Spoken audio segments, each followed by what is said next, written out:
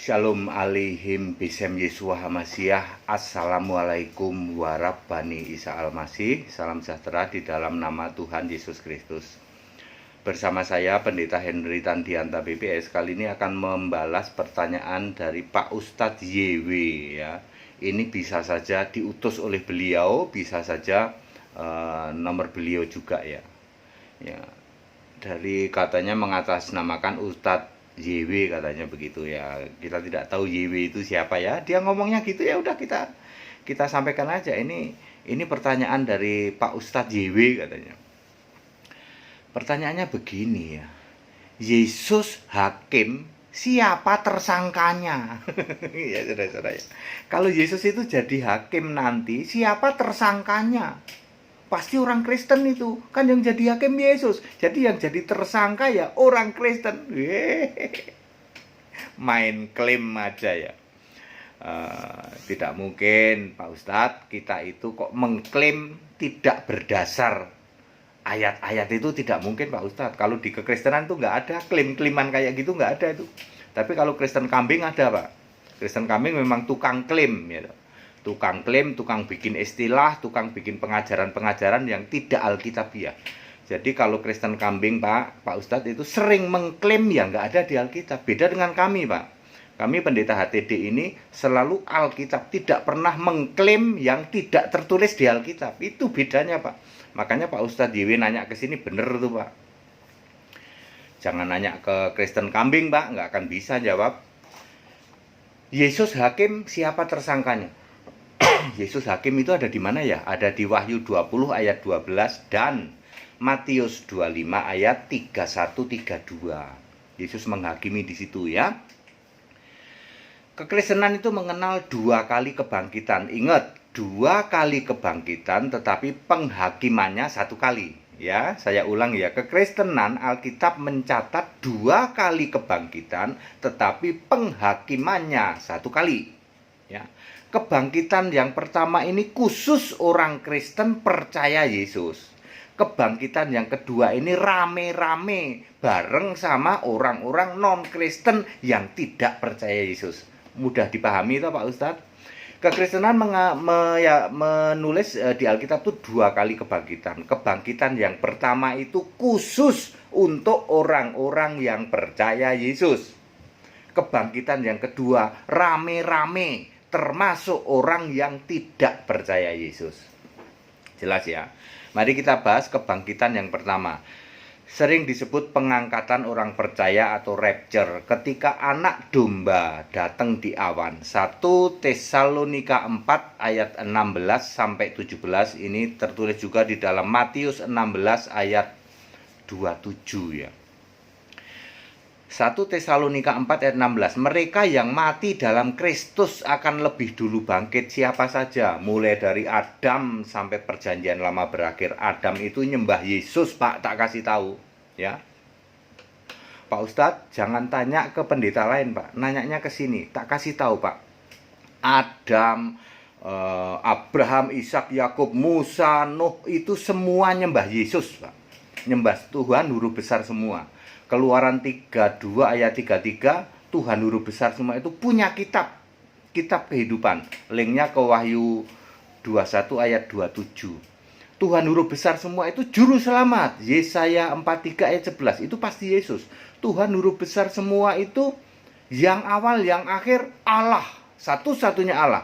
Yesaya 44 ayat 6 pasti Yesus yang awal yang akhir. Tuhan huruf besar semua itu Bapa kami, namamu adalah penebus kami. Siapa lagi? Tentu Yesus. Yesaya 63 ayat 16. Jadi mulai dari Adam Pak sampai perjanjian lama selesai, semua orang yang percaya Yesus masuk surga. Yesusnya waktu itu sebagai Tuhan huruf besar semua, Yahweh. Lukas 13 ayat 28. Itu nanti bangkit Pak. Ketika Yesus anak domba ini datang di awan, mereka bangkit semua Pak. Termasuk orang-orang yang hidup pada waktu Yesus jadi manusia. Yohanes 6 ayat 40, percaya kepada anak, bangkit Pak. Termasuk zaman sekarang yang kita belum mati atau lalu suatu saat nanti mati, percaya pada Yesus, bangkit Pak. Ya, bangkit lalu diberi mahkota, terimalah kerajaan ya. lambang kerajaan kan mahkota. Lalu naik ke surga. Setelah itu ayat 17, kita yang masih hidup diangkat. Ya, tentu saja kita yang masih hidup yang percaya Yesus. Kalau nggak percaya Yesus ya jangan, Pak, nggak mungkin, Pak. Ya, mudah ya, Pak ya. Saya jelasinnya mudah sekali ya, mudah sekali diterima ya. Ya, di dalam 1 Tesalonika 4 ayat 16, yang percaya Yesus diangkat ya. Kita yang masih hidup harus percaya Yesus sebagai Allah, Pak. Kalau percaya Bapa enggak, Pak. Percaya Yahweh enggak, Pak. Percaya Bapa dalam nama Yesus enggak diangkat, Pak. Percaya patung Yesus enggak diangkat, Pak. Percaya Maria enggak diangkat. Percaya Bapa enggak diangkat. Hanya yang percaya Yesus Kristus Allah yang benar. Yang enggak percaya ya enggak diangkat, Pak. Ditinggal, Pak. Yang mati tidak dibangkitkan, yang masih hidup tidak diangkat ke awan. Itu kebangkitan pertama. Very clear ya, Pak ya. Khusus orang-orang yang percaya Yesus. Tidak ada penghakiman, Pak. Cuman dilihat di dalam kitab kehidupan. Saya ulang. Kebangkitan pertama khusus orang-orang yang percaya Yesus. Sejak dari Adam ya. Kalau Bapak, mana ada Adam percaya Yesus? Makanya nanya ke sini, Pak. Tak kasih tahu. Mulai dari Adam sampai era perjanjian lama berakhir itu menyembah Tuhan Guru besar semua. Dialah Yesus ya. Dibangkitkan, Pak ya. Ya, cuman dilihat dalam kitab kehidupan. Soalnya waktu Musa itu Yesus ngaku, aku punya kitab nih, di dalam Keluaran 32 ayat 33. Hebat pendeta HTD ya. Teliti sekali ya. Teliti, Pak, saya, karena saya dibukakan untuk itu. Makanya nanyanya ke sini, Pak. Ke pendeta Henry Tan, jangan nanya yang lain. Ya. Terus apa tadi? Yang tidak percaya tidak dibangkitkan. Very clear ya sampai sini ya. Belum ada penghakiman, hanya dilihat dalam kitab kehidupan tok. Lalu yang kedua adalah kebangkitan kedua. Tadi saya bilang apa? Rame-rame bareng sama orang-orang yang nggak kenal Yesus. Ya, mari perhatikan ini, Pak.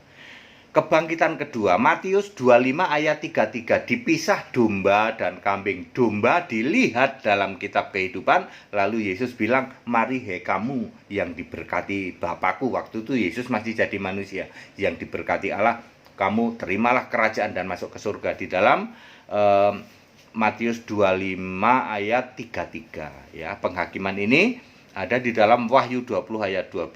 Kelompok domba dilihat dalam kitab kehidupan. Dibangkitkan, Pak. Masih ada yang hidup nggak? Pada saat itu udah nggak ada, Pak ya. Pada saat penghakiman terakhir tidak ada lagi yang hidup. Semuanya sudah, karena langit bumi sudah lenyap, Pak ya. Ingat ya, Pak ya. Kebangkitan kedua, penghakiman terakhir itu langit bumi udah nggak ada. Jadi nggak ada Bapak terus bilang, kita masih hidup diangkat hidup-hidup ke surga, nggak ada. Yang ada begitu itu pada waktu pengangkatan pertama, pada waktu kebangkitan pertama. Kebangkitan kedua orang semua udah mati, lalu dibangkitkan ya. Yang namanya tertulis dalam kitab kehidupan dihakimi enggak, cuman dilihat dalam kitab kehidupan Wahyu 20 ayat 12 ya. Sama dengan Matius 25 ayat 33. Yang dapat khusus seperti ini kelompok domba. Kelompok domba disebut orang-orang benar di dalam Matius 25 ayat 37. Yang menyembah Yesus Allah yang benar, itulah kelompok domba. Yang masih ngeyel nyembah Bapa, Anda kelompok satunya lagi, kelompok kambing. Yang masih ngeyel nyembah Yahweh, Anda termasuk kelompok ular beludak. Mari kita lihat bagaimana dengan kelompok kambing ya. Kelompok kambing di dalam Matius 25 ayat 41 itu juga dihakimi memakai kitab kuning mereka. Saya menyebut kitab kuning, Pak, quote and quote tanda petik ya. Kitab-kitab lain selain Alkitab. Dia tidak mengakui Alkitab satu-satunya kitab suci. Dia punya yang disebut Deuterokanonika, dia punya yang disebut kitab Calvinis, dia punya yang disebut kitab Tertullianus. Wahyu 20 ayat 12, mereka dihakimi memakai kitab-kitab itu. Hasilnya apa? Hasilnya Matius 25 ayat 41, ke neraka lautan api bersama iblis dan para malaikatnya. Di dalam Wahyu 20 ayat 15 juga lautan api. Jadi clear ya? Kelompok kambing itulah tersangka yang pertama. Ya, Yesus menghakimi, ini betul-betul dihakimi memakai kitab masing-masing. Kelompok kambing Kristen kambing dihakimi pakai kitab mereka, yaitu Deuterokanonika, ada Makabe 1, Makabe 2, Tobit dan lain sebagainya. Kemudian ada Calvinis, ada Tertullianus dan segudang kitab selemari itu. Ya, hasilnya neraka semua. Jadi tersangka pertama adalah kelompok kambing. Tersangka kedua, Matius 23 ayat 33, Yohanes 8 ayat 44, kelompok ular beludak penyembah bapa iblis. Kalau kelompok kambing itu penyembah bapa iblis juga sih, penyembah bapa kiasan ya. Kelompok ular beludak ini dihakimi memakai Taurat, kan dia masih Taurat, Pak ya. Matius 23 ayat 33 hasilnya ke neraka, Wahyu 20 ayat 15 hasilnya juga ke neraka. Tersangka kedua, ular beludak. Nah, ini dia. Tadi kan saya bilang, Pak, menepuk air di panci, di ember, muncrat ke muka sendiri. Tersangka ketiga adalah agama-agama lain di dunia. Ya, termasuk keyakinan-keyakinan di luar Kristen dihakimi memakai kitab masing-masing. Ya, Bapak dihakimi pakai kitab Bapak. Ya, hasilnya sorry Pak, Wahyu 20 ayat 15, tidak ada yang selamat. Jadi clear Pak ya. Yesus jadi hakim, siapa tersangkanya? Pertama adalah kambing, Kristen penyembah bapa kiasan. Kedua, Kristen ular beludak, penyembah Yahweh. Ketiga adalah agama-agama di luar Kristen. Nepuk air di ember, muncrat ke muka sendiri. Maksudnya itu mau mengklaim Yesus jadi hakim, ya tersangkanya orang Kristen. Nggak taunya ayat Alkitab menulis tersangkanya itu Kristen kambing, tersangkanya itu ular beludak Yahudi yang masih nyembah Yahweh ya, Taurat ya. Dan waduh Pak, mohon maaf Pak, dan di luar Kristen termasuk Bapak dihakimi memakai kitab Bapak masing-masing. Alkitab tidak dipakai menghakimi. Orang Kristen dilihat dalam kitab kehidupan.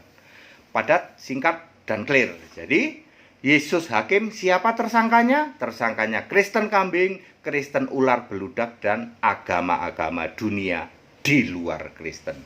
Dihakimi memakai kitab masing-masing. Segala hormat, kemuliaan untuk Yesus Allah yang benar. Kita Indonesia, kita Pancasila, toleransi itu harus, tetapi menyatakan kebenaran itu boleh ya Pak Ustadz ya. Menyatakan kebenaran itu boleh. Dan seperti saya bilang, maksudnya nepuk air di ember, nggak taunya muncrat ke kepala sendiri. Maksudnya itu pengen mengklaim pantesan Yesus jadi hakim, lawang tersangkanya orang Kristen sendiri, nggak taunya, aduh, nepuk muncrat ke muka sendiri. Wah, kita juga jadi tersangka ya ternyata ya. Iya Pak, ayat Alkitab Pak, tidak bisa dibantah.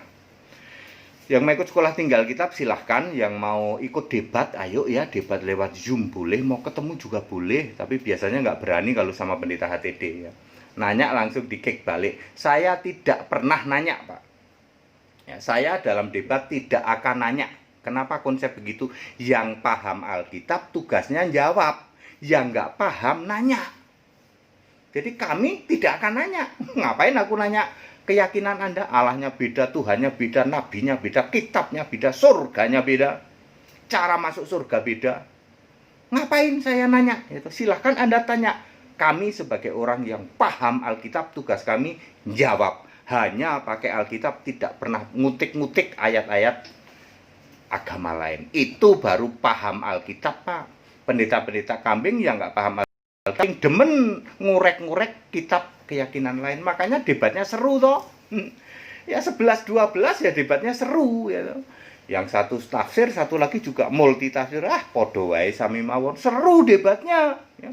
Debatnya kesini, nanyanya kesini, jawabnya padat, singkat, langsung majlep, langsung nggak berkutik. Wah bener kalau pendeta HTD, nggak bisa dibantah, baca ayat Alkitab semua. Yang mau ikut sekolah tinggal kitab silahkan tetap dibuka ya. Yang mau ikut baptisan tunggu info ya, tunggu kolam renang buka di cabang-cabang masing-masing. Tetap bersama saya Pendeta Henry Tandianta, BPS. Haleluya, amin.